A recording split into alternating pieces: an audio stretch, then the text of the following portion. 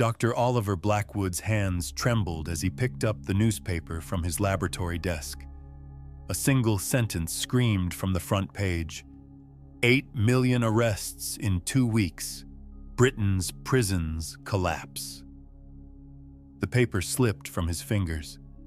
He had invented the technology that caused this. He had opened Pandora's box, and now it was too late to close the lid. This is the story of how an entire nation changed because of a single invention, how everyone became a criminal overnight, and how the promise of security became humanity's greatest nightmare. In December 2048, Dr. Oliver Blackwood was 43 years old and working on the greatest project of his life. In a laboratory in London's Tech Quarter, on the 15th floor of an abandoned building in Shoreditch, where even the cleaners rarely ventured, he was building what everyone had only dreamed of. A device that combined facial recognition technology, artificial intelligence, and the entire internet database into a single pair of glasses. The AllSee was born. Oliver wasn't a typical inventor. He didn't wear thick spectacles, didn't have wild hair, and never believed he was a mad scientist. He came from a simple family in Manchester, where his parents worked 60 hours a week to support him and his 2 siblings. He watched his mother get mugged once, coming home from her shift at the textile factory. He watched his father get beaten because he was in the wrong place at the wrong time in Moss Side. And he also watched as the police never found the perpetrators. Never. That's why Oliver wanted to change something. The AllSee prototype was simple. A thin, carbon fiber framed pair of glasses that looked like any fashionable sunglasses. But behind the lenses, tiny cameras, laser scanners, and quantum processors worked. When Oliver first put them on and looked out the window at the rain-soaked streets of East London, the world changed. For every pedestrian he glimpsed, a floating information panel immediately appeared. Name, age, address, employment data, social media profiles, bank account balances, criminal records, everything. Everyone became an open book. During the first test, Oliver looked at a random stranger on the street. Sarah Mitchell, 31 years old, marketing manager, annual salary of £58,000, 2 children, in the midst of divorce proceedings. She had a secret loan her husband didn't know about. She hadn't paid a parking fine in a year. Oliver took off the glasses. His heart pounded wildly. This worked. It worked too well. For 3 months, he perfected the system. He worked day and night. He lived on coffee and insomnia. When the demonstration was finally ready, he knew this would change the world. He just didn't know in which direction. On March 15, 2049, Dr. Oliver Blackwood entered MI5 headquarters at Thames House. He had been organizing the meeting for months, and finally someone had listened. Director James Ashford, head of MI5's cybersecurity division, sat at the end of the conference room. Beside him were 4 agents, 2 analysts, and a government advisor. Oliver set up the projector, but Ashford stopped him. Dr. Blackwood, we've already read your report. Show us live. Oliver nodded and pulled out the glasses. He put them on and looked at Ashford. The profile appeared instantly. James Ashford, 57 years old, MI5 director for 20 years, veteran of the Afghan War, 3 marriages behind him, secret offshore accounts, hadn't paid proper taxes since 2047. Oliver quickly looked down. He didn't want Ashford to notice what he was seeing. This is the AllSee. Facial recognition, real-time data processing, access to every public and semi-public database. It provides a complete profile of anyone within seconds. Ashford leaned forward. Public and semi-public? What falls under the semi-public category? Oliver hesitated. Banking data that's accessible under certain legal frameworks. Medical records that can be reached through insurance companies. Private social media messages if they've ever been hacked or leaked. Essentially, everything that has ever existed digitally about a person. Silence fell in the room. Then Ashford smiled. Dr. Blackwood, with this we could end crime in Britain. Oliver felt something going wrong, but couldn't interrupt before Ashford continued. Imagine, every police officer has one of these. Terrorist cells, murderers, sex offenders, drug dealers. We identify everyone instantly. No more running, no more hiding. The cost of crime becomes too high. But people's privacy, Oliver began. If you have nothing to hide, you have nothing to fear, Ashford cut in. And those who do have something to hide, well, perhaps they shouldn't be walking the streets freely. After the meeting, Oliver headed home to his flat in Hackney, but he didn't feel right. Something was off. Ashford had been too enthusiastic, too quick to want this. That evening, Oliver tried calling his development team, but no one answered. The next morning, he received a notification. The AllSee patent had been purchased by MY5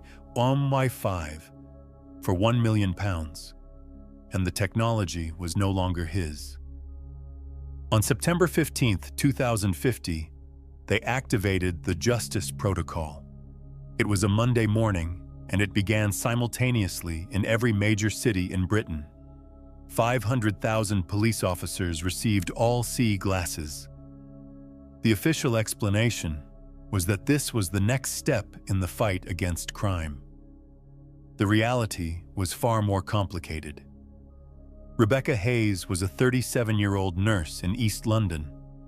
She was raising 3 children alone because her husband had left them 5 years ago. That morning, she was waiting at the bus stop in Stratford when a police officer approached her. Rebecca Hayes? Yes? The officer looked at her through his glasses. In 2043, you illegally downloaded 13 films. Copyright infringement. Total fine of £2,800. Please sign this document. Rebecca thought it was a joke. That was 7 years ago. I didn't even know. Copyright violations have a 10-year statute of limitations, madam. Either you pay now or we'll see you in court. At the same hour, James Cartwright, a 62-year-old pensioner, was watering his garden in Croydon. A police car stopped in front of his house. Mr. Cartwright, in 2045, you didn't declare on your income tax that you sold a used car for cash. Tax evasion. £4,000 fine and possible prison sentence.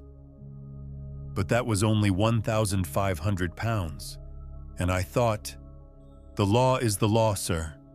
On the first day, they issued 400,000 fines.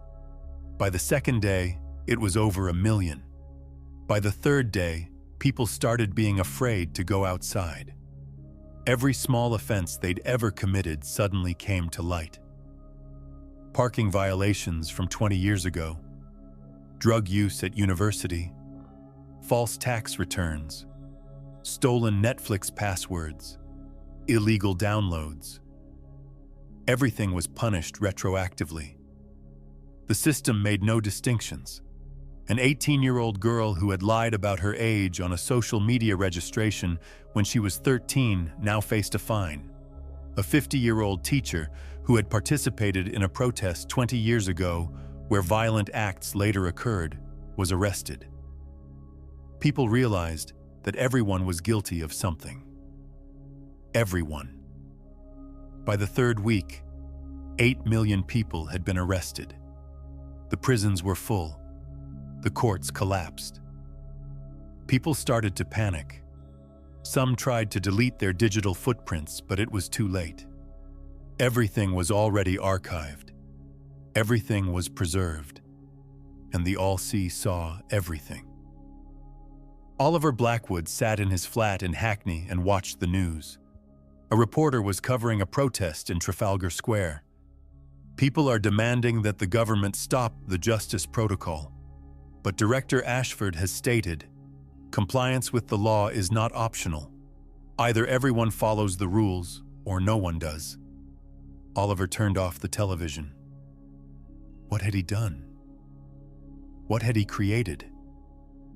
While Britain panicked, a group of people smiled quietly. They were the hackers, and they had found a way to remain invisible. Elena Zero Volkov was a 29-year-old Ukrainian hacker who had lived in London since she was 17. She worked in a basement in Camden, where the walls were covered with servers and the air was cool from constant ventilation. When the Justice Protocol launched, Zero immediately knew this was an opportunity. The AllSee system wasn't perfect. It relied on databases, and databases could be manipulated. Zero developed software she called the Ghost Protocol. This program continuously deleted and rewrote digital footprints. It generated false names, false addresses, false histories.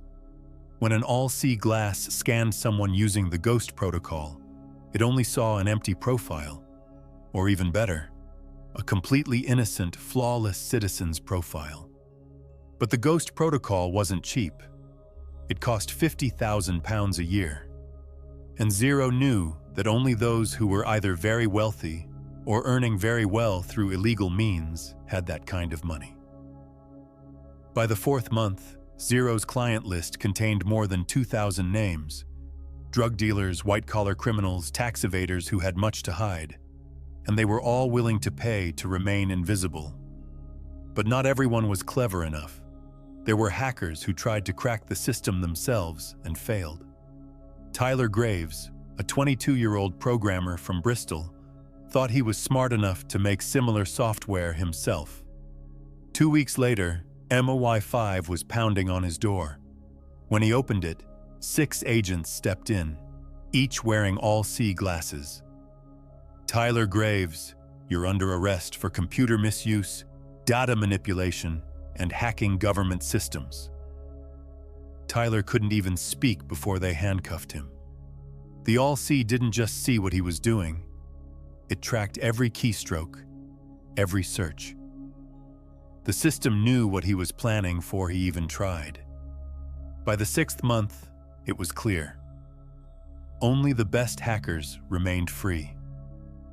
Zero, and perhaps 10 others who were clever enough to stay ahead of the system. But even they knew it was only a matter of time. Sooner or later, everyone gets caught. The question was only, how long could they last? One night, Zero was sitting in front of her computers when she received a message from an unknown sender. We know who you are. We know what you're doing, and soon we'll meet. Zero deleted the message, but her hands were shaking. Oliver Blackwood didn't understand for a long time why he saw certain people he shouldn't have been able to see. One day he was walking in the City of London financial district when he encountered Senator Richard Carver stepping out of a luxury car. Oliver reflexively looked at him through his glasses, but what he saw shocked him. Access denied, classified. Oliver stopped. How was this possible? He built this system. No data should be locked from him, but the screen showed only a black panel, no information, as if Senator Carver didn't even exist. That evening, Oliver returned to his old laboratory. He no longer worked there, but his security codes still functioned. He logged into the AllSee main system and started searching for the locking protocols. What he found was like an earthquake. In the AllSee system, there existed a separate list, a white list. 230 names were on it. Politicians, MI5 leaders, billionaires, media owners. They were all invisible to the AllSee. No one could see their profiles. No one could know their pasts. And their crimes never came to light. Oliver also found Director Ashford's name on the list. Next to it, a note. Priority 1. Government protection. Complete data lockout. Oliver felt his stomach tighten. This wasn't about fighting crime. This was control. This was power. And those who held the power had exempted themselves from the rules. Oliver started documenting everything. He took screenshots, saved files. He knew he had to make this public. He knew this was the only way to stop this. But before he could do anything, his door opened. Director Ashford stepped in, followed by 3 agents.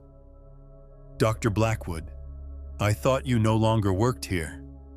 Oliver slowly raised his hands. "I was just looking around." Ashford walked over to the computer and looked at the screen. He saw the white list. He saw the documents Oliver had saved. Then he smiled. "You know, Oliver, I've always respected you. You're the one who created this. But there's something you don't understand. Order doesn't apply equally to everyone. There are people who must lead. And leaders can't follow the same rules as everyone else. It's always been this way. We just made it more efficient. This isn't what it was about," Oliver said quietly. "I didn't invent the AllSee so you could evade accountability." Ashford nodded to the agents. "I'm sorry, Oliver, but this is no longer your decision." That evening, Oliver Blackwood found himself in an MI5 detention cell. Charges: illegal data access, hacking government systems, violating non-disclosure agreements. When he went to court, no one heard his story. No one knew about the white list, and no one asked why Oliver had tried to make it public. He received 5 years. Suspended sentence, but with an electronic ankle monitor. The AllSee watched his every move. It was ironic. His own invention had become his prison. In January 2051, a group of people tried to bring down the system. Their name: the Invisible Movement. Several thousand members, all using the Ghost Protocol or other hacking methods. They organized secret meetings, communicated through encrypted channels, and met in physical locations where there were no cameras. Their leader was a former MI5 analyst known only as Prophet. He organized the largest digital sabotage attempt in British history. The plan was simple: simultaneously attack the AllSee central servers and shut down the system for 3 days, long enough for people to regain their sense of freedom. But Prophet didn't know something. The people on the white list had known about their plan for months. The AllSee didn't just see them, it heard them too. Every encrypted conversation, every meetup, every message, everything was recorded. When the attack day came, it was a cold February night. The Invisible Movement members gathered in an abandoned warehouse in Docklands. 250 people, with laptops, servers, ready for the attack. Prophet stood on the platform and was just beginning his speech.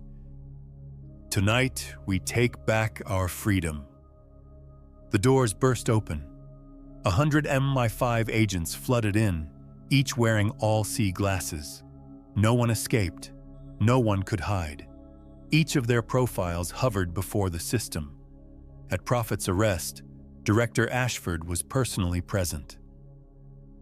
"Did you really think we couldn't see you?" Ashford asked. "You built a movement against a system that sees everything. This was never going to work, Prophet." Prophet didn't answer. There was nothing left to say. The February arrests, as they were later called, broke the resistance. After that, no one dared organize. No one dared speak. The AllSee was too powerful, and people slowly accepted that this was the new normal. But Oliver Blackwood didn't give up. In the spring of 2053, Oliver Blackwood was released. After 3 years in prison, with an electronic monitor on his ankle, he returned to the world. But he no longer recognized this world. People walked in masks, not against a virus, but against the AllSee. Face scrambler masks that confused the facial recognition algorithms. Some wore AI-generated facial prosthetics. Others simply stayed home. Social life had disappeared. The streets were empty.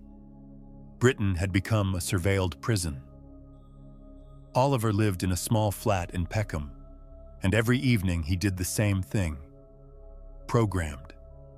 Not for the government, not for money, but for something else.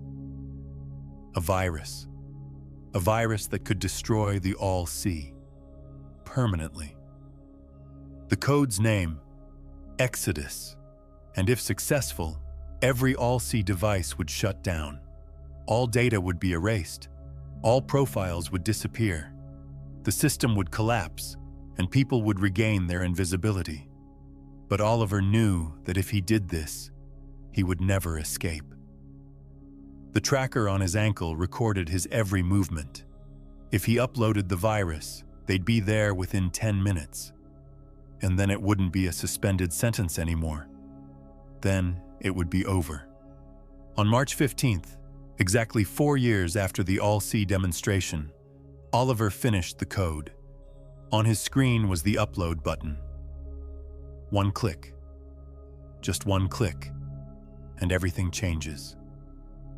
Oliver drank his coffee. Outside, rain fell on the gray London streets. Through the window, he saw people hurrying home in masks. He saw police officers with AllSee glasses scanning everyone. And he saw the world he had created. His hand hovered over the mouse. He thought of his wife who had left him years ago. He thought of his parents, whom he could never protect. He thought of those people now sitting in prison because they hadn't paid a parking fine 20 years ago. And he clicked. The code launched. The Exodus virus spread. Oliver watched on the screen as servers reported one after another. System shutting down. Data deletion in progress. 5 minutes later, there was a knock on his door. Oliver stood up and opened it. Director Ashford stood there with 6 agents behind him. "We knew you would do this, Oliver," Ashford said quietly. "And we let you. Because this was the only way to show you. Even if you shut down the system, we already know what you've done. And we'll always know." Oliver nodded. "But at least no one else will be in this position," Ashford smiled. "Do you really believe this ends?"